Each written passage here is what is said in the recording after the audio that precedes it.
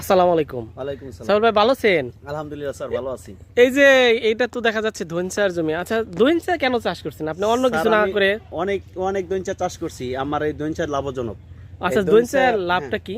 দইনচার লাভ হয়েছে স্যার, আমার এই দইনচা খেতে কোনো সার লাগে না, হুম। কোনো আগাছা তৈরি হয় না। হুম। তার মধ্যে আপনার ওই যে নাইট্রোজেন, ইউরিয়া যেটা আমি বিঘায় দিতাম, হুম। ওইটা আমার কম লাগে। আচ্ছা, বিঘায় কত কেজি ইউরিয়া বাঁচে আপনার এই যে চাষ আমার করার? বিঘায় প্রায় স্যার 30-40 কেজি ইউরিয়া বাইসা যায়। আচ্ছা, এইটা কি যে গুড়ার মধ্যে এগুলা? এই গোড়ার মধ্যে স্যার এইটা হইছে ইউরিয়া, নাইট্রোজেন ইউরিয়া বাতাসের সাহায্যে এইটা আইসা, এই যে দেখেন আপনি যে ইউরিয়া ব্যবহার করেন, হ্যাঁ, হ্যাঁ। এই যে ইউরিয়া এটা জন্ম করে। যারা ইউরিয়া ব্যবহার না করে আপনার এই পদ্ধতি অবলম্বন করতে পারেন।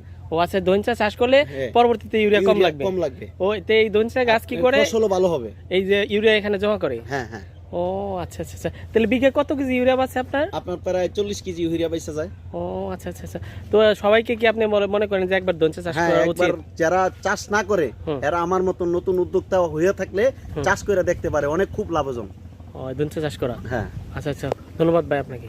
ঠিক আছে, আসসালামু আলাইকুম স্যার।